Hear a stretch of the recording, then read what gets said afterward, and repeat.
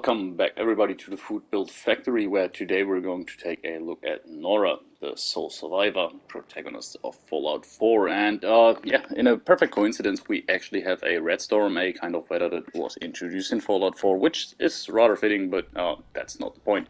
So first things first, I want to apologize yet again for being a little bit absent lately, but as I explained by the end of the last video, I'm kind of knee-deep in my exams, but it's going to be over pretty soon, so by the end of next week I will start to, yet again, do a few more videos per week, which I know you can't wait for, obviously.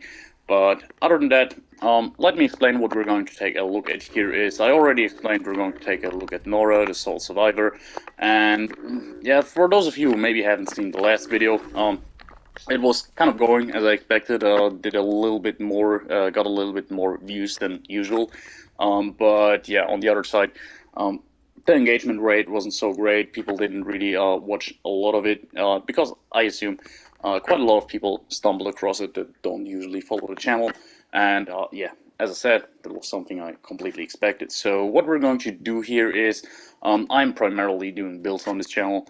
And yeah, what I wanted to do in the last video and from now on for the at least foreseeable future, I want to recreate, at least in spirit, the kind of predecessors to our guys in Fallout 76, meaning the protagonists of earlier games. And obviously, with the nature of the games being role-playing games, it's not like the protagonists are one fixed character, talking about stuff like Commander Shepard, for example, or The Witcher. Yeah, your Lone Wanderer, your Sole Survivor, they do look like you want them to look like, and they carry the weapons you choose, and you get the point.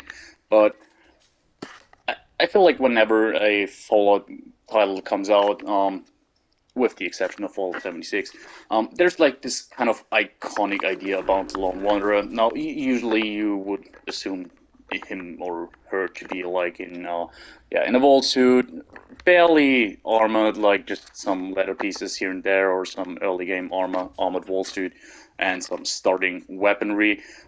When I was taking a look at the Lone Wanderer from Fallout 3, which foolishly in that video I called like the Vault Dweller for like first third of the video or so, which is actually protagonist of an earlier game.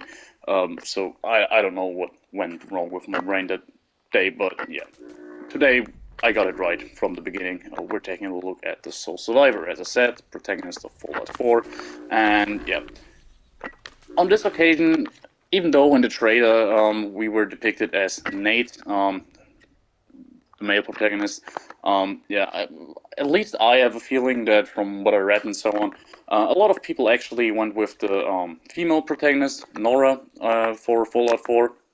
I think it has to do with people just liking her voice actress, but anyways, I wanted to go with Nora just to mix things up a little bit. Lone Wanderer was a male guy for me, and I'm pretty sure the Courier, which we're going for next, will be male as well.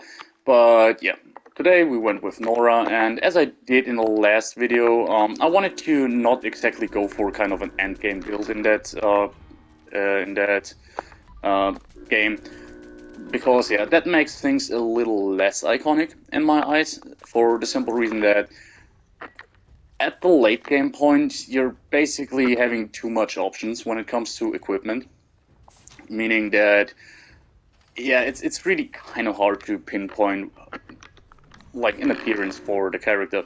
And I think with early to mid-game characters, it's a bit easier to actually do something in that regard. So what I wanted to do here is specifically look at one weapon that I find particularly iconic for Fallout 4, which is the cryolater. For some reason, even though Fallout 4 had quite a few new weapons to the game, to the franchise that were never seen before, I found that the cryolater was a very, a very iconic weapon. Maybe just because you saw it so early in the game, being literally in the starting area, but locked behind the master lock. Maybe not master. I think it was master though. Anyways, you get the point. So I think with the whole cryo theme of the world you were waking up in, and by the way, minor spoilers for the game, I'm really sorry, but I think everyone who has played Fallout 76 has probably at this point also played Fallout 4. By the way, we're a bit unfortunate here because actually in the one video where I didn't really want to fight a sheep squatch, we actually had to fight one. Because, yeah, tankier characters are actually the main problem here, which sounds like it's a bad character, but trust me, it actually isn't. It's a lot of fun and actually quite capable of doing a lot. It's just basically, this is exactly the kind of character we don't want to fight really, because it's just time consuming. As you saw there, it wasn't a hard fight by any means, it just was, yeah, as I said, time consuming. And let's just go for the head here. And yeah, let's talk a little bit about what this character, or how this character is going to play out. This guy here seemed a little bit bugged, but anyways. We're done now with those guys, and now I will leave my power armor again. And yeah, let's talk about the gameplay part behind this character here.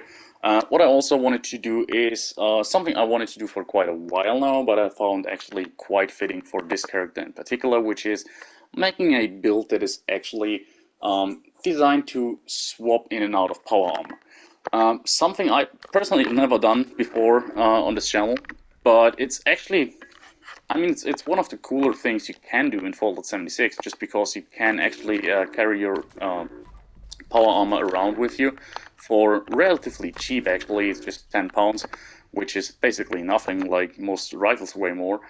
And yeah, that creates a scenario where you can utilize normal armor or for like 99% of the game and just swap in power armor when it's needed, when you need extra tankiness and so on, or radiation resistance. Kind of like, in my eyes, the devs actually thought it would work out for most players, but at least from what I got, and by the way, just to keep the video a little bit shorter on this occasion, we actually not going to engage with the Scorch Beast. I know this seems a little bit cowardly, but usually the one thing I want to show off when fighting Scorch Beast is the one thing we actually shown off when fighting the Sheep Squatch, which is kind of a tankier character. So yeah. I mean, it wouldn't be too much fun to just watch me do all of that stuff again for like 5 minutes, I guess. So I hope you forgive me, but I think you can imagine how that would turn out here. And yeah, let's just move on. It's a very common thing actually for people to really just decide if they want to go with power armor full time or without power armor. And yeah, in my eyes, that's not necessary. I know a lot of casual people especially tend to do what I do here, which is, yeah, carrying a power armor with you, use it on occasion. And in addition to that, what I wanted to do therefore was make a kind of a stealth, non-stealth hybrid character, where I'm using the cryolater, which is actually a silent weapon as far as the game is concerned, and yeah, use it as a stealth weapon to engage enemies, use it in bats, and when shit hits the fan, or just for fun sometimes, I actually swap out my power armor and yeah, use a baseball bat. And the baseball bat was a decision as a backup weapon for the simple reason that, yeah, I think it's one of the more iconic weapons for Fallout 4 as well, just because, you know, main city takes place in a baseball stadium, and with this whole Boston theme, you have quite an amount of really good legendary baseball bats. They are some of the best melee weapons in the game, especially with the Nuka World DLC, and also showcase or really shine in one variety that was really added by Fallout 4, which is weapon crafting. So yeah, that's what I really wanted to showcase with the baseball bat. Now, I wanted to go a bit more ludicrous with the baseball bat, talking about the rocketed searing stuff, but to my surprise, actually, when I was modifying it, I found out that for some reason the standard heating coil was actually the best modification I had for the weapon, which felt kind of odd and kind of wrong. I could have sworn the best modification was something like, as I said, maybe I'll go for a combat inhibitor and try to create some chaos here. And just because it is an Assaultron, I think that's a good point to get into our power armor again. Might seem a bit contradictory to get into a melee brawl with this guy instead of staying in stealth, but as you see there, we obviously do have electric absorption, which makes this kind of character pretty much a non-issue. He's actually healing us more than he's damaging us, so yeah, we can just kill him. We also have a vampire's version of the baseball bat, for no particular reason, to be honest. The main reason is we're not built to be super tanky to begin with. So yeah, having a little bit more tankiness by using the vampire's effect is nice to have. We're not being immortal by it by any means, but still with the faster swing speed effect and martial artist effect, martial artist perk, it's actually enough to give us a little bit more survivability on the battlefield. And yeah, also, yeah, always love that when you are in power armor, you actually swing your two-handed weapons in one hand. Really cool addition. And also, I think it makes for a really sick aesthetic with the aluminum, I'm really not sure how to pronounce it, baseball bat, and the quantum power armor, which, speaking of, I choose because it was actually a reward within Nuka World, one of the more outstanding power armor pieces in the game. And yeah, therefore, I mean, this contradicts a little bit with what I said earlier, that I don't really want it to go for endgame stuff, but as I said, it's not really fixed rules that I will go with these characters. I just want to recreate something I feel like could be the protagonist. Now, I'm always happy to hear what your typical Fallout protagonists do look like, or for a specific game. Currently, as I said, I am working on the Courier from Fallout New Vegas, and that was a particular hard one, or is a particular hard one for me, because in that game I went with so much different versions. One thing I can spoil for you already is I'm not going to use NCR armor, the Ranger armor, which would have been the most obvious pick, I would guess, but firstly, I've done something very close to it on the NCR Ranger build, like a while ago. So basically, in terms of visuals, it would have been very, very similar. And other than that, I felt like, yeah, too endgamey and more specific for a real NCR playthrough, not particularly the Courier itself. So yeah, that's why I went with here. And just thinking about it, I think we're going to engage these super mutants here in stealth with the cryolater, and then when we fight at West Tech, we will probably switch over to our baseball bat and go into a melee brawl. Just healing up here, just in case we get hit by some stray bullets. But yeah, it's not a character that is particularly great in everything, or in anything, sorry. But also it's very capable in quite a few various situations, and I really gotta say I gotta love a good cryolater. I know a lot of people think it's just a utility item, but I really think it can be quite powerful. Obviously, a legacy version can lead to better results here, but even with a non-legendary legacy version, I think, yeah, cryolaters are actually quite interesting weapons. The sheer fact that then they can be used in stealth is actually a real detriment to the weapon. Like, that really helps it out being more effective. By the way, you saw it triggering there, and yeah, I had 1 point in luck left, which I didn't really know how to spend, and I decided to, for once, go with the Mysterious Stranger. Uh, just because, yeah, it was 1 point of perk investment, which no matter where I would have put it, it wouldn't have made a ton of a difference. So I felt like I could actually fool around a little bit here, and yeah, I'm betting my ass that a lot of you have never seen that guy in action.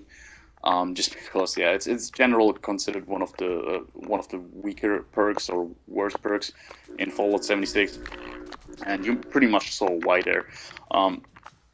The guy does show up, especially when you're using a good weapon like a stealth commando weapon or something. Usually, by the point where the Mysterious Stranger would fire off a shot, you would have killed your enemy like 3 times over. So yeah, it's just not a good perk, to be honest. I just did it for reasons. Uh, for some reason, I really think like kind of yeah, I kind of think of the long one, the Mysterious Stranger a lot when playing Fallout 4 or thinking about Fallout 4. Even though yeah, it was a bit more of a thing in Fallout New Vegas, I guess, but in Fallout 4 it was actually Nick Valentine had a case on the guy, so the mystery was a little bit more within the universe and not just a perk. So that's what I found really interesting. And here, by the way, you saw that the weapon is actually quite good range.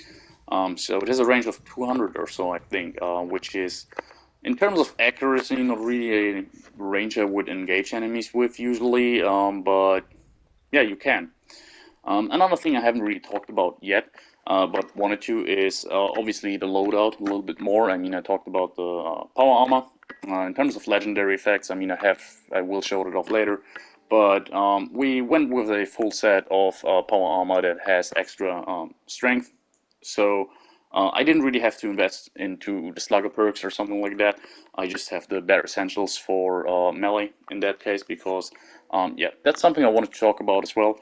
The combination of heavy weapons and melee is actually not the best decision in the world, for a simple reason that, yeah, both weapon types lie within strength, so you don't have the capacity in perk points to actually use all of the heavy gunner perks and all of the slugger perks.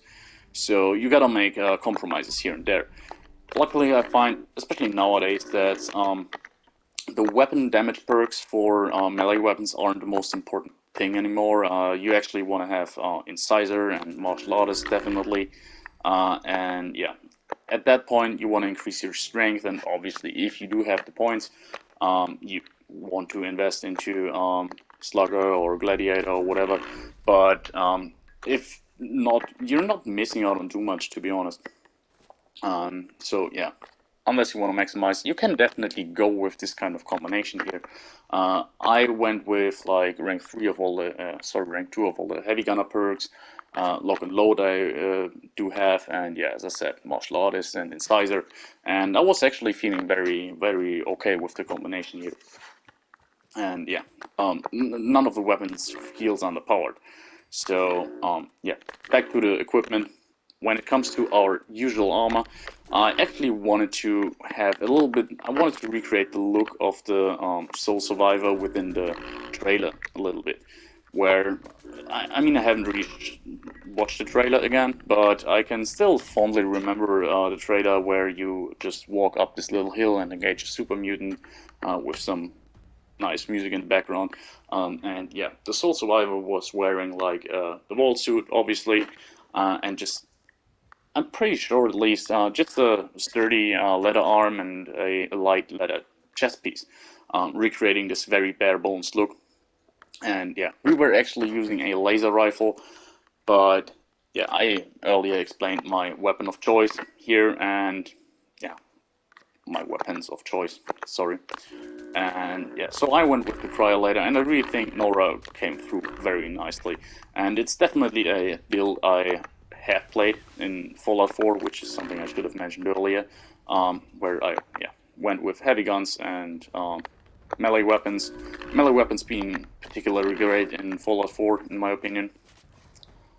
And yeah, I was definitely fooling around with the cryolator, even though I have never used it too much, just because ammo was really hard to come by, which is something I should talk about probably in this video.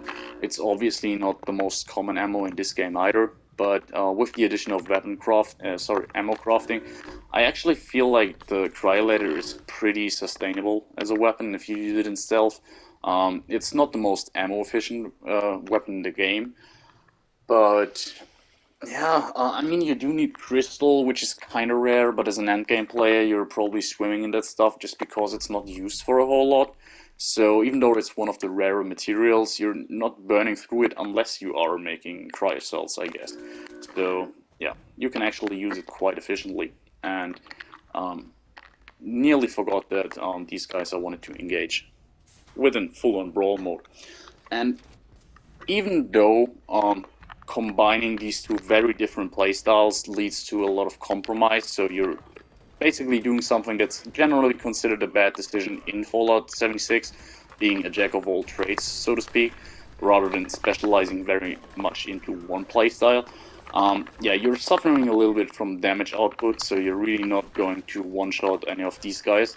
But I enjoyed this build a lot for the simple reason of variety. Now, this is something I personally don't really lack of, just because of the nature of this channel. You can imagine if there's one thing I don't lack in, it's playstyle variety. But I can fondly remember I was playing like the first 200 levels of this game with just a stealth rifleman and then switching over to stealth commando, but these are pretty similar to each other, just different effectiveness levels, to be honest. And yeah, whenever I'm playing a playstyle for quite a while, I do feel like I'm missing out a little bit on variety. And yeah, with this, you really have it all. You definitely have your... This could have been interesting, but it isn't. You really have your straight up melee matches, as you can see here, without having to think too much about your health situation and everything. And then you have these kind of intense covert ops maneuvers where you're just sneaking around, killing enemies over range. So yeah, it really works out in my opinion. But ultimately, I think you get the point here, and I hope you did enjoy the video. It was a bit slow in the beginning just because of that rather unnecessary sheep squatch fight there, but I think for level 100 legendary sheep squatch, even then, we did rather well, considering we were not a maximized or min-max build by any means. So yeah, I hope you enjoyed it so far, guys, and now we're going to take a look into the more detailed stuff, mutations and everything. So yeah, this was the gameplay part, and thanks to be here. And yeah, starting off with our mutations. So as you can see down there, we do have adrenal reaction, bird bones, eagle eyes, marsupial, speed demon, and twisted muscles. So right off the bat, adrenal reaction is a leftover from another build, but I didn't really bother to remove it because yeah, it's one of these perks that, one of these mutations that unless you go for something really specific where adrenal reaction would contradict with your headcanon or something. It's one of those mutations you can pretty much always justify. Even if you're not running low health, you're often finding yourself at 70–60% health, where you already start to get quite a good effect from that mutation. So it's overall just a net positive, especially if you can run class freak. Minus 12 HP really isn't a lot. Now, if you see down there, we do have a full HP bar of 247. So yeah, what's 12 HP? Like we would be at 295, sorry, 59. Yeah, that's not a big difference for actually just free extra damage for a large capacity of the game. But anyways, as I said, it was a leftover, you don't really need it or something. Now, two mutations I would really not want to play without on this build is our bird bones and eagle eyes. Very straightforward combination for a VATS character to begin with, which we aren't fully, as we are sometimes a straight-up melee character. But yeah, as soon as we are using our cryolater, we are mostly using VATS, and therefore having more action points to use, having more perception and more crit damage is just straight-up beneficial to us. I think I don't really have to explain that. And on this occasion, the extra agility from burnt bones is also extremely useful because if you noticed, we are only wearing 2 armor pieces, which, by the way, is just a style choice. There's no real reason to do that. It's just very straightforward. I wanted to recreate the look here. And they're not even chameleon pieces or so they actually don't really give us any benefit to stealth other than being shadowed, but that's marginable as a benefit just because it's only 2 pieces. So really our whole stealthiness comes from the fact that we try to have quite high agility combined with the sneak perks. That's basically all investment we have, but I personally found that I myself often go really overkill when I do stealth characters, meaning a full set of chameleon and like 25 agility and all shadowed gear with muffled legs, and you get the point. it's really easy to go overkill here. On this occasion we have a lot less investment, but still can do very fine. There was very little situations where I got detected, and if so, I was just straight up doing a mistake and running into a character or something, an enemy, sorry. So yeah, high agility, good thing to have. Now, next on the list are Marsupial and Speed Demon, and these are straightforward pretty much on on all of my characters, for the simple reason that they're so convenient, and once you get used to them, you really don't want to live without them anymore. Better jump height and more movement speed alone are pretty much just necessary at this point. You can obviously live without them, but it's just a unnecessary restriction you put on yourself. A bit of extra carry weight is nice, obviously, from Marsupial, even though not necessary. And yeah, the extra reload speed from Speed Demon actually very useful on this occasion, because we do have a heavy weapon that has to be reloaded after 25 shots, which isn't a lot. And yeah, you find yourself reloading the weapon very often. Now, it does have a rather fast reload to begin with, but we also have lock and load and Speed Demon, as we see here, so overall reload becomes a non-issue in my book. And lastly, we do have Twisted Muscles. Now, this is where where the compromise kicks in a little bit. And started with Bird Bones and Eagle Eyes, to be fair, but yeah. -1 to strength from Bird Bones and Eagle Eyes is already not the best thing in the world, but kind of manageable. We can live without it. We can live with that. But yeah, Twisted Muscles also gives us the benefit, a negative to our gun accuracy, which obviously affects our accuracy in VATS. And even with Class Freak, it's still 12%, which isn't the greatest thing in the world, but as you saw during the video, I think, we're not designed to fight over really long ranges or having to one-shot anything, so we can afford to miss a shot here and there at close to mid-ranges. So I ultimately thought, yeah, the extra melee damage and chance to cripple with our melee weapon was worth it.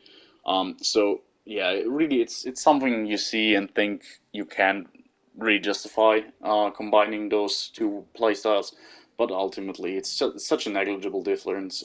You can definitely live with it. In terms of special, on this occasion, it's actually quite interesting, because you see it within power armor, even with the -2 to strength from Eagle Eyes and Bird Bones combined, that is, we still get a pretty respectable 26 strength. Now, obviously, this is not the end of the line here.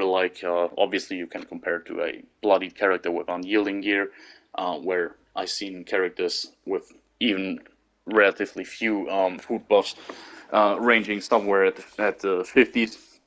But yeah, 26 strength is pretty much very considerable for a melee character without unyielding gear. And on the other side, we do still have pretty high agility at 24, which is more than enough to actually be really sneaky. I think it capped somewhere at 30 or so. At least I heard rumors. I'm not really sure. I never tested that myself in terms of stealth. But yeah. Anyways, 24 agility and 26 strength, I think, is good for the kind of character we are running here. And that being said, we're going over to our equipment, which is yet again more interesting. So as you can see here, this is the cryolater we were using in the video.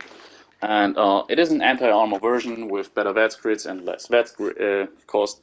So yeah, pretty much a god roll for this weapon, in my opinion. Now, pretty soon there will be a patch where energy weapons and their damage are kind of recalculated. This should include the cryolater so that it does more armor penetration. At that point, maybe you would be better off with another alternative here. But I actually tried quite a few things, and at least 50% better VATS crit and the less VATS cost, I find mandatory here. I really wouldn't want to go with something else. I tried different versions of the weapon since I am on a custom world. It was easy to do. Faster fire rate, faster VATS crits, better VATS hit chance, quite a few different combinations here, and better VATS crits and less VATS cost was definitely a combination I felt best with. In terms of first effects, I was tempted by Executioners, which is one I have here with faster reload, which is also nice. But yeah, since we also want to use this a little bit more extensively, excessively on tankier targets, I felt Executioners wasn't the best decision either. So ultimately, yeah, I would still think anti-armor is a very good effect here. Now, if you are at 30k caps or higher, or 29, I think it actually is, Aristocrats would also be a very good pick in my opinion. But yeah, the main point here is VATS crits and less VATS cost. Now, in terms of modifications, there's not a lot going on with the cryolater. Like, in terms of the stock and the sights, you only have one option each, other than the standard one, which is glow sights and the recoil compensating stock. So those went on the gun pretty straightforward without a lot of thinking. And when it comes to the barrel, yeah, you have the option to put a crystallizing barrel on it. Now, this is a bit more interesting for the simple reason that it completely changes how the gun functions. The standard barrel actually does more damage, not by much. I think it's 42 or something like that, and creates basically this kind of like a flamer, but pretty much the opposite. It's just with cryo gas, I guess. So liquid nitrogen or whatever this thing shoots. Yeah, basically a flamer type cloud with very limited range, which I actually quite like. I went with that for a bit, but since we are not too invested into stealth compared to other characters, I actually thought like I want to have a little bit more range when we're going with the crystallizing barrel, which, as you see down there, does 36 damage at our constellation of perks and everything. But on the other side, it gives us quite more range, like we're having 204 range here, and it makes these little balls.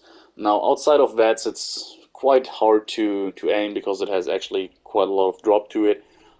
But yeah, I think you saw how the swing performed. I think this was a good decision. Now, on paper, this is a terrible weapon, to be honest. Like, 36 damage is not a lot, but you saw it during the video, it actually performed relatively well. And even though we already do have anti-armor on the weapon, yeah, I still think with the difference that will come with the next patch will still be noticeable, so we can expect to do a little bit more damage yet with this weapon. And yeah, just the fact that we can use it in stealth actually saves this weapon very much, makes it quite efficient in my eyes. So yeah, that's all I have to say about the cryolater. Now, it is surprisingly good when it comes to condition. I kind of remembered this being rather terrible. I'm not sure what changed, to be honest, but yeah, I was surprised. It doesn't seem to move in terms of condition. I haven't repaired this thing once and have played with it for maybe about an hour. As I said, I tested quite a few different versions of the weapon, but yeah, it holds together really well. I do have Gunsmith, I gotta add, but yeah, still. And then we have a Vampire's Swing Speed Strength baseball bat, as you can see here. Obviously, the one strength we have this weapon equipped is also counting towards the 26 strength we do have. Excuse me. And yeah, other than that, faster swing speed, it is the best effect for melee weapons in my eyes, unless you're talking about something like a Ripper or a Boss Blade, or you get the point. No competition there, I would say. Maybe power attack damage, which on occasion I quite like. But yeah, on this occasion, definitely swing speed was the right decision. And vampires, I already quickly touched upon it during the video. But yeah, there's other options. I really didn't want to go for anti-armor yet again. I explained in the last video, or the one before. I'm not actually that big of a fan of anti-armor on melee weapons. I just happen to always get the stuff I really want, which is swing speed and so on melee weapons with anti-armor, so that's why oftentimes I do use them in my videos. But yeah, in general, when it comes to melee weapons, if you're not going low health and use bloodied, there's not a lot of really good options. Nowadays, I'm really tempted by using executioners, which I still quite like. Then aristocrats would yet again be a good decision. So would perfectly work here if you are an Aristocrats character and go with the Aristocrats effect for both your melee weapon and your cryolater. But yeah, I think Vampires really adds the most to the weapon. After all, we are trying to be a melee tank, not necessarily a DPS guy. If we want to have a little bit more DPS, we can actually go back into stealth, try to get hidden again, and use our cryolator, which actually does quite a bit more DPS. So yeah, this really comes out against the mid-tier enemies, I would say, mid to high tier. Mainly ghouls and super mutants is what I really enjoyed using this thing on, or basic low-level like scores and so on. In terms of modifications, yeah, as I said, I wanted to go a little bit more batshit crazy with it, just as a little bit of a nod to Fallout 4. But yeah, the heated coil actually does the most damage for some reason. As I said, I could have sworn it was something like the searing rocket-related stuff. I actually bought the box, the modification box, just before making the video and tried to put it on. But yeah, as I said, it was actually less damage, which usually doesn't concern me, and I'm kind of regretting not putting it on just because it looks so ridiculous. But on the other side, I think, yeah, the kind of sleek look of the aluminium bed, all-star bed, sorry, with the orange glowing heating coils works very well with our power armor here. Speaking about all-star, that also gives us a little bit of extra damage, not the world, but it is noticeable, like 10 damage or so, compared to all the other colors, so there's that. And yeah, not a lot to say about it, I would say. And yeah, that leaves us with our apparel, or sorry, our armor. And on this occasion, it's rather interesting. As I said, we do have a full set of strength power armor. It's a full 2-star set, 2 Ghoul Slayers pieces, 2 Mutant Slayers pieces, and 1 Auto-Stim piece.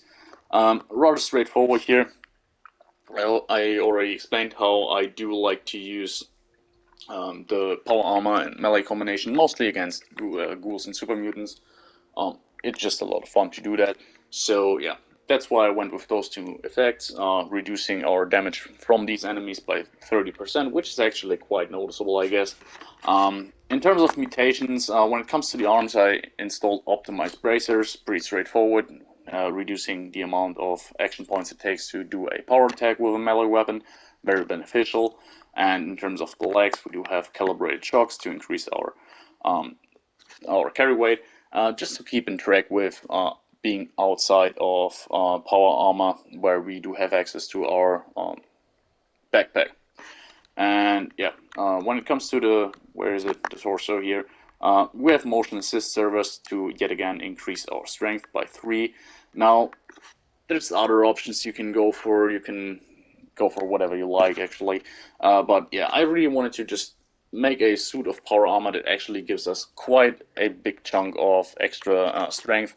And yeah, I think I managed to do that. We have 5 extra strength just from legendary effects, combined it with this 3 extra strength from the motion assist servers.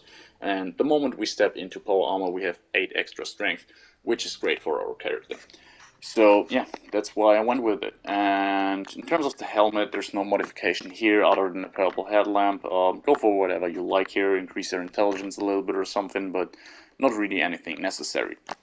And that being said, for the first time ever on this channel, we're actually reviewing power armor as well as standard armor within the same video. But this one's a little bit shorter here. We do have a weightless AP refresh leather chest piece, shadowed and ultralight, and same goes with the left arm, weightless, increased action point refresh, shadowed and ultralight. And the interesting thing here is, I didn't want to be too overburdened by carrying armor when I'm inside power armor, where I don't get a benefit from the armor but still have the weight. So yeah, I wanted to go with weightless. Never really used that effect before on the channel. The only real thing I wanted to have here is increased action point refresh. So 2 power pieces make a world of a difference compared to none when it comes to our action point refresh. And yeah, I really wasn't too concerned with the first effect. I didn't want to use Chameleon just because I tend to always use it when going for a stealth build. So yeah, for once I went with weightless, and especially on light leather chest piece, we actually managed with the ultralight build modification to get our weight to literally zero, which makes this armor virtually no burden to carry around with us. And yeah, other than the chest piece, I couldn't quite manage to do that with the arm. It's really weighing us down at 0.001 pounds, or under 0.001 pounds. So yeah, sadly, we have to carry that around with us, but I think we can manage to do that. After all, we have quite a good carry weight capacity due to our high strength stat. And yeah, I think if you're going for a light rather than a sturdy left arm, you can actually get that down to zero as well. But yeah, if the joke's not obvious here, this does not make a difference. I'm not even sure if the game can calculate one single 0.001 weight value. So yeah, shadowed pretty obviously here. Ultralight I just wanted to do just to double down on the weightless effect, and to be honest, there wasn't anything else I could have used it for. And yeah, only thing left here, shielded vault suit, extra strength, endurance, intelligence, and luck. To be honest, nothing we really need here. The extra strength isn't any benefit to us because, other than like 5 carrying capacity, because the moment we step into our power armor to engage in melee combat, we don't actually get the benefits from this thing. So this is only if we're using, or if we are outside of power armor and using our cryolater, where we would definitely benefit more from something like a shielded rolled leathers or shielded harness or something like that for extra agility and perception. But yeah, I wanted to go with the looks of the trailer, so that's why this is here. It doesn't hurt us either, though. A little bit more tankiness from the endurance. Yeah, a bit more intelligence never hurts, and a bit more luck also doesn't hurt, I guess. So, yep, that was it in terms of armor. And sorry, in terms of all the um, equipment, and now we're going to take a look at the perks. So probably starting off with the most interesting stat, strength, where a lot of stuff is. I pretty much mentioned everything already in the video. Rank 2 of all the heavy gunner perks, rank 3 of lock and load. You could live without lock and load and just go for a little bit more damage by maxing out these, but I found this combination was overall doing me a greater job, just because, as I said, we have to reload the weapon quite often, so I wanted to have lock and load. And when it came to our melee weapon, Incisor and Martial Artist, these were a given. I really didn't want to do a melee build without these, yet again, unless you're talking about a Ripper or a drill build or something like that, where Martial Artist isn't of any use to you really, then you could think about not using it. But yeah, other than that, Incisor for armor penetration, Martial Artist for faster swing speed, those are the most beneficial thing you can use for melee builds, period. So I want to have these, and yeah, that meant rank 2 for all the heavy gunner perks left, but I feel like that's enough. Actually, if you max them out, you probably get something like 40 or 42 damage on the cryolater, so the difference won't be too crazy, especially since all of the, or a lot of the damage comes from stealth attacks and everything like that, where we basically only multiply our base damage anyway, so rank 1, 2, or 3 of heavy gunner doesn't really make a difference there anyways. That being said, we're going over to Perception, which is at 6, so we do have Concentrated Fire and Glow Sight. Now, Glow Sight, not necessary if you don't really have the perk points or the legendary perk points to really recreate this character 101, if you want to do so. This is definitely one of those perks you can leave out. It's nice to have in situations where you do actually utilize it, fighting glowing ghouls and so on, or at events where you, or like Uranium Fever and so on. But ultimately, I just wanted to have a little bit more perception than 6 on a Vats character. But yeah, really, the interesting thing here was Concentrated Fire. That's the one we really want to have. Now, arguably, with automatic weapons, rank 3 of Concentrated Fire isn't the most beneficial thing here. But as it said, we are a Vats character, so at least a little bit of perception is nice to have. So this combined with Eagle Eyes, which feeling pretty stupid for not knowing, but yeah, it's 4 extra perception. I was kind of thinking like it was only 2, but yeah. Anyways, this means we are at 10 perception, which yeah, that makes it so we are at the relatively comfortable range of 10 perception, which still yeah is enough for a Vets character to be justified. Because let's face it, you could go with rank 1 of Concentrated Fire here and have pretty much everything you need in terms of perks. So you basically had to fill it a little bit up artificially here if you wanted to have a little bit more perception. Now, this was the stat I struggled the most with until I really came up with the combination of a stealth build and then switching to power armor if needed, which is yeah, endurance. Usually, whenever I'm doing a character like a melee character or so, despite endurance not being the most important stat in the game, and you actually see it, especially with min-maxers being the dumb stat in this game, or one of the dumb stats, I still feel like, yeah, obviously if you're running a bloodied build and are super squishy to begin with, it doesn't really matter if you have like 20 or 40 HP, but yeah, on every single other character, I still at least want to have like 6 or 7 endurance going on when doing a build that's not stealthy all of the time at least. But on this occasion, yeah, I really couldn't justify the perk points from elsewhere. Like, as I said, the only other thing I could have done would be to not use Glow Sight and use those 3 perk points. But anyways, I used it for Fireproof because, of course, I did. I mean, this would definitely be one of those characters where I would try to get my chest piece dance rather than using the 3 perk points we have for Fireproof. But on the other side, we do need Fireproof just because, yeah, a large majority of the time, especially fighting Suiciders and so on, we are in power armor where we don't have access to a dense chest piece. So Fireproof was a given on this decision. And yeah, with the combination of a Vampire swing speed melee weapon and electric absorption, this means that yeah, we're still tanky enough as you've seen during the video. Yeah. Moving on, we have 3 Charisma with rank 3 of Tenderizer, because of course we do, to be honest, like, let's face it, did anyone expect it not to be here? It's just a good perk, really. For such a low perk investment, it's one of the first perks you want to have, especially on a character like this, where actually we already had quite a lot of compromise when it comes to damage. We're not using the most powerful weaponry to begin with.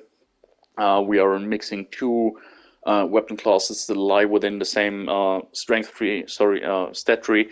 So yeah, we definitely had to utilize stuff like Tenderizer here. But don't worry, we have some foolish decisions to come sooner or later. So yeah, we're not using Adrenaline. That's what I wanted to say. Then we go over to Intelligence, batteries included. This was kind of a must-have, to be honest. Cryocells are surprisingly heavy. Like, the moment you carry like 1,000 or 2,000 of them, even with batteries included, these suckers weigh. Like, they can weigh you down pretty heftily. I do have like 8,000 or so on me. Let's just check that. And with batteries included, yeah, these weigh 27. So keep that in mind. Good that we have high strength. Otherwise, we wouldn't really be able to carry that much around. So yeah, batteries included, definitely necessary on this occasion. And then we do have Gunsmith. As I mentioned, condition on the cryolater surprisingly good. Now another alternative would be Makeshift Warrior, probably more sensible decision, because yeah, the baseball bat, other than the cryolater, tends to break rather quickly. But to be fair, you could live without both of them. Obviously, for a lot of people, repairing their weapons is a non-issue whatsoever. So yeah, it's just a convenience thing. You can live without it, I guess. So that would make 5 perk points you don't really have to spend if you don't want to. So yeah. That being said, going over to agility. Now, since, as I mentioned, we're not using any chameleon gear or something like that, I really want to have agility maxed out, obviously. Not that I'm not often doing that anyways. So yeah. Starting off, we do have Action Girl. I said it, we do have 2 powered pieces of gear. So yeah, that already helps quite a lot, way more than Action Girl, by the way. But still, I wanted to have Action Girl, just so yeah, combined with the 2 power pieces, this gives us very good AP refresh. So if we're not managing to refresh our AP already from Grim Reaper Sprint during a fight, yeah, we can get back into a Vets fight pretty fast. The reason is like, yeah, focusing on vet crits combined with stealth is actually the viable way to use the cryolater. Now I have said this in another video. I'm at least planning for some time in the future to make a video using the cryolater outside of that, which I have run some tests with. It's definitely doable. I want to revisit it now that I know it will be a bit more effective in the future, but yeah, doesn't matter now, I guess. Then we have a combination that is pretty straightforward. We do have rank 3 of sneak, we do have rank 3 of covered operative for better ranged sneak damage, and escape artist. So these three are no-brainer, to be honest. Now, you will see on a lot of other build guides that go for stealth, yeah, sneak isn't really necessary, especially if you have dedicated gear, talking about unyielding gear for extremely high agility, or chameleon set. You can definitely live without sneak, but on this occasion I tried. I actually didn't use it for quite a while, same as Mr. Sandman.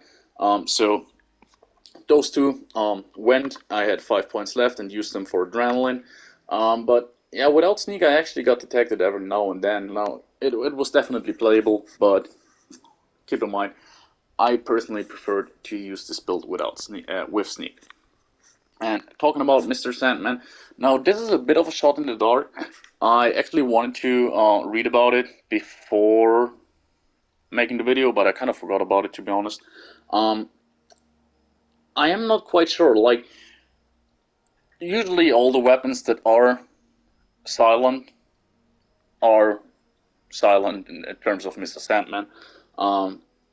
So yeah, we should get a sneak attack benefit from Mr. Sandman here. But I couldn't really confirm it because for some reason when I tested it yesterday, I didn't get any indicator for sneak attacks, with or without Mr. Sandman. With inside and outside of that, it didn't really matter. I just couldn't get any sneak attack. Like you know, in the top left of the corner, when you're attacking an enemy, you can see like sneak attack applied like 3.75 times or whatever. I couldn't get that to work, so I couldn't really confirm if Mr. Sandman works. Now, by all means, it should work for cryolater, but correct me if I'm wrong. So maybe this is dead weight here on the character. If that's the case, I'm sure you find something else like Gunfu or so, which you can see here. You can go down to Gunfu rank 1 without Mr. Sandman. That would mean you have like 4 points for adrenaline, which would definitely be a good pick. But anyways, we're just assuming for now that Mr. Sandman works for this weapon, and that would mean that, yeah, at night, if you apply Mr. Sandman and covered operative in the right order, you can actually get a 3.75 times damage multiplier. I think that's the maximum. Anyways, I'm not really good with Mr. Sandman. I'm not using it rather often. It's just that on this occasion, yeah, I had 2 perk points left, so that's why it's in there. And it's a bit nostalgia because in Fallout 4 it was an actually really good perk. I think it was called Mr. Sandman, yeah, and it was just a straight up damage multiplier to suppressed weapons, which was great. And yeah, lastly, we do have Gunfu at rank 3. Now, being fair, it doesn't happen too often that we get to a point where we actually get the full 30% damage bonus from Gunfu, meaning that we have already killed 3 enemies within a row within one vet streak. But it did happen, and it's very satisfying if it does with this weapon. Now, with other weapons like stealth commando fixers or so, it's actually very easy to do. But at that point, it often happens with enemies that you already one-shot anyways, or two-shot, so it doesn't really make that much of a difference. It's just very satisfying, to be honest.